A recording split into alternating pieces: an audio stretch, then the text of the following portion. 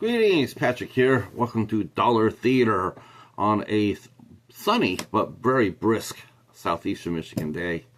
So welcome back to the show. Today we're going to do something a little different. We're going to review yet another first film. I mean, after all, we did Criterion last week, and look how that did, right? But today we're going to go with another film distributor that some of you may have just heard about, and actually, it was interesting enough that I had this movie in my watch pile for Dollar Theater. It was making its way up to today, and then last week over on 101 Bronson's channel, Jeff's channel, he did a video on the reissue of The Great Silence. And what really surprised me about that, it was done by Film Movement. Now, Film Movement was founded in 2003, and what made it really unique was it was a subscription-only service at that time. And this is the movie we'll be talking about, but I'll use it anyway. So what made it really cool about it, it was subscription-only, international. Movies came from everywhere. And on the back of it, they always featured not only the feature film that they had, but they always carried a short with it. Different short, not by the same director or cast or anything else. In fact, this short today is Operation Commando, and it was actually put out by Switzerland. But this is an American film. And I stumbled across this solely by accident when Family Video was still up and around. I had found a movie called Storm, and I had picked it up from the Family Video, and then I watched it and I reviewed it, and I thought it was just excellent, top notch, IFC class as far as distributing goes, and really fell in love with the distributor, the movies that they're making out. And a couple of years ago, and this is funny, this is not one of those films, but I actually ran across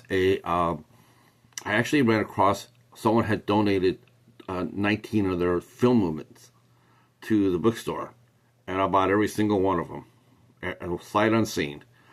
Some were still in their wrappers, factory sealed, hadn't been washed yet, but I bought every single one of them. I looked for these too.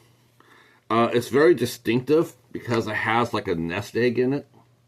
Like there's a nest and there's a little egg right there. I'm not sure if that's what it's supposed to be, but that's what it looks like to me, so I'll go with it. So I have found throughout, through the time at the library, I've actually found a few more, and I also found this one at the Salvation Army. So I was like, wow, that's really cool, because they rarely get anything like this at the Salvation Army where I'm at. Very rare, very rare. And so the movie we're going to be talking about today is Men Go to Battle. Now this was distributed out, and this actually came out in 2015. Now this is still when they were a service. They have evolved now. And I found that out when I was watching Jeff's video, because when he said The Great Silence and then he said it was Film Movement, I was like, that's not something they do. They do brand new films. And it wasn't actually until I opened this up and I started watching the previews that I found out that Film Movement is doing a reissuing. Film Movement Classics is what they call it, which is basically revival of the films that are, like The Great Silence. They get the rights to them and put them out now. So now they're doing original films still, and now they're going back and doing reissuing, basically boutique stuff, because really that's where the demand is at for cinephiles at this time. Boutique labels are. And the thing is, I'm not sure, so I can't speak to this. I don't think they gave either. I don't know if they got rid of that format of subscription, because if you're just depending on people, signing for for a subscription, it might be a little tough. I'm not sure if they're still doing that, but I do know that they still are releasing films. And now with this, now doing the reissues, it makes their footprint a little bit bigger, which is a good thing if you like good films. And of course, like anything else, there's some bumps and bruises along the way. So the film we're going to be talking about today is, like I said before, it's Men Go Into Battle. It is a Western film. It is also what they call a mumblecore film. Mumblecore is a subgenre where very small budgets, and a director or a producing team will gather a group of people, and a lot of times they're not actors, or they're just first-time actors. They're not polished, as shown in this movie here, and they just there's not very many locations, and it came out. I guess mumblecore came out. It's been out for a little while. There's been some films out there that have been highlighted on it. I really didn't know what mumblecore was until I started looking at this. I just saw this, and then it says this mumblecore, and I'm like, okay, so what exactly does that mean? It just means that they have no budget and they have really no money for locations. So they do the best they can, and a lot of times the dialogue is it's written, but it's not delivered by professional actors. Hence the small budget. So I had no idea what this was going into it until I found out, until I started watching it. So there's two brothers. Henry and Francis, and they lived together in the 1861 in Kentucky, and they are really up against it. They're young, but they're very poor, and they live with each other. One brother, Francis, is trying to he's trying to go ahead and sell part of the farm, but it's all they haven't taken care of it at all. His brother Henry's he's basically following along with whatever his brother says, but since he's the eldest one. But you can see that living so poorly and letting the land go, they're just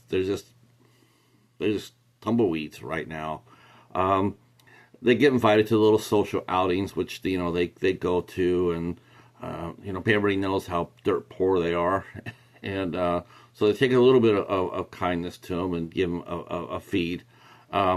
Though sometimes the brothers they pick on each other a little bit, and when Francis comes out and he shoots his brother with like a waddy from this rifle, which hurts. When Henry does the return, he returns the favor after a night of drinking. He shoots Francis, but Francis, he goes down. And Henry realizes that, hey, he might actually done something bad here, but his brothers just got up there and was teasing him yet again, and then when they're drinking, and then and Francis throws a miniature axe, and he cuts Henry's hand really bad, so they have to stumble into town to find a doctor, and it looks like that Henry's going to lose his finger. One of his fingers from this stunt. So he's outside at the rich house, at the rich families in the town, the Smalls, and so the brothers are there because the doctor's there. Though they weren't invited to this soiree, and only upper crust. And they notice it. They notice when they got there, when they heard the partying going on from the Smalls' house, they realized they had not been invited. But the doctor still takes care of Henry, and then Henry he's talking to one of the daughters of the Smalls, and Betsy and him are talking, and he inwardly kisses her. He just bends over because he's had a little bit of alcohol in him. He's not feeling any pain. And so he just kisses her. And of course, she falls apart because that was her very first kiss. And she did not want her very first kiss to be with a very poor, broken down farmer. So Henry realizes that he might be in some trouble, and so he lights out. He takes off. Francis comes back, and he looks for his brother. They can't find him. They all look for him. They can't find him. And it isn't until months later that he gets a letter, Francis gets a letter saying that Henry has run away and joined the Union Army because the Civil War is about to ready to break out. Now, then we go ahead and we go back and we follow Francis a little bit more in the town, and including him smarting off to somebody and getting knocked on his butt. And we see the way the war has affected the town. The Smalls were the most profitable family. They ran the general store. Everything came through them, and then then we see them slowly but surely. All their supplies are just being taken.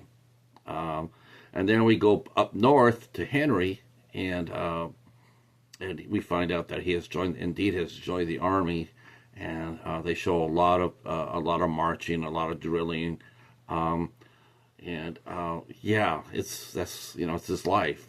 But we do see interesting in Henry is that he does seem to want to improve himself, as both men cannot read or write. In fact, when Francis gets Henry's first letter, he has to have it read to him because he can't read.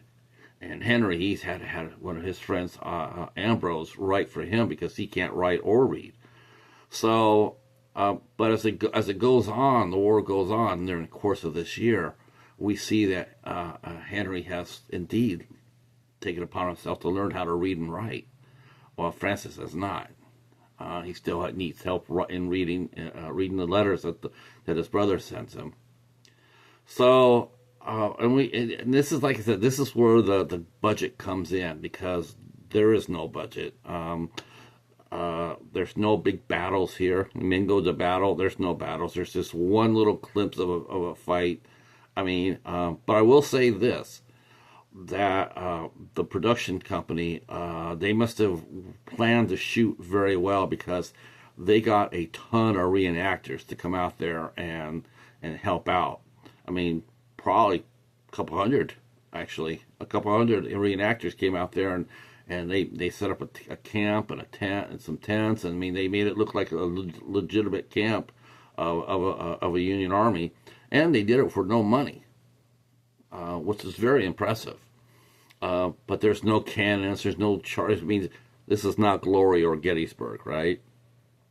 Though they do have a scene where Henry does get into the fight for the first time, and of course, it's terrifying to them. And he shoots his rifle and he attempts to reload it, and he can't find the bullet. He drops the bullet. He drops down. His friend is killed and falls on top of him. And so he lays there while the battle goes on. He's out. And we see him get up, and he looks around and sees all the his friends and his fellow soldiers they're all over the battlefield. And so he just starts walking. He's had it. This is not what he signed up for. And so he starts walking. He gets rid of his uniform. He gets rid of all his gear, except for the canteen. And he starts walking home. And we see a lot of him just walking home. We see him looking for anything to eat. He finds turnips. He's sitting there and he's eating turnips. That's how hungry he is. He stumbles across a house, which shows him kindness. Give him a meal, and the woman there says that she hadn't heard anything from her husband in 5 months. Basically, she's opening the door for him if he wanted to, and that includes letting Henry see her take a bath. But he just wants to go home. So they give him a coat and they send him on his way, and he stumbles back home. and he has a very awkward reunion with his brother. His brother has, his brother has just stayed in a small town. He ended up marrying one of the small daughters. He married into the family, the wealthy family. And when Henry tries to tell Francis some of his war adventures, his brother falls asleep. So he realizes that he has no place here. So he steals some money from his brother, and he steals food from him as well, and he takes off. And that's the end of the movie. That's it. I was, and in telling this as I am, it really is that mundane. It is. You can definitely tell this is definitely restricted by the actors and the location. I mean, this truly does feel like it was probably made for about maybe $20,000. The sets were amazing. They must have found some land that had old sheds on them, old houses, because those are all legitimate. That was impressive. I don't know where they found them at, but yeah, they filmed in a small barn house that looked like it had been there since the 1860s. The small town looked great. I mean, the production values were outstanding on this film. Though I can understand that, and I can understand the budget and the fact that there's no big battles, there's no fights, there's no, like, wow, set pieces or anything else like that. It's just two brothers that were too close together. They needed to be apart to see what they're each made of. I felt sorry for them both, actually. Henry and Francis. He felt sorry for them both. Really more for Henry, because at least Henry was trying to improve himself. And hey, the first time, that was not uncommon on both sides of the Union or the Confederacy. There's a reason why there's a high desertion rate. For a lot of these units, the first time a man got into a fight, not every man was going to sit there and stay in line and shoot at somebody 50 feet away from him. A lot of them were going like, "Oh hell no!" I don't really blame him for that, and you won't either. I think you'll appreciate the fact that he did try. He did try. He learned how to read and write. I do think that when he left his brother, I think Henry went on to. I think he went on to have a productive life. You get that impression. The director and writer. So get his name. Which is I'm going to talk about the director here too, because this is really interesting. Because this is a very good movie, and the director and the co-writer of this, or one of the tri-writers, I should say, was Timothy Zachary Trietz, and he did a really nice job with this. And it was interesting is this is the only really movie that he's done. This is his feature debut, and that was it. He did some episodic TV, and then he just dropped off the planet. But that's a shame because he had a real talent, and was one of those directors that let's see what happens. He did this with $20,000 or $30,000. Let's see what he does with a couple $100,000. Something like that. But it never really happened for him as of yet. All right. I did win a couple of awards, this is a good character study watch. I'm not so sure about the rewatchability of it. It all depends if you're a hardcore movie fan, yes. If you're looking for action and adventure, the title, the covers with the bayonets. If you're looking for that kind of action, this ain't it. This is not it. This is very quiet. Mumblecore. There's a reason why they call it that. It's just it's more focused on the characters more than the boom and bang of the Civil War. All right, that is it for us for this review.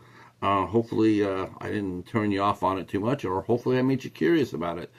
Hopefully, I made you curious about the film movement, because film movement is a hell of it's a hell of a distributor. They put out some great movies. I have actually reviewed one other film on my channel for Film Movement, and I'll put that in the description box down below, and you guys can check that out too. All right, that's it for us. We will see you next week for Reading Kate. Reading Kate will be our next entry on Dollar Theater, and can't wait for it. It's a corker. All right, we'll talk to you soon. Peace.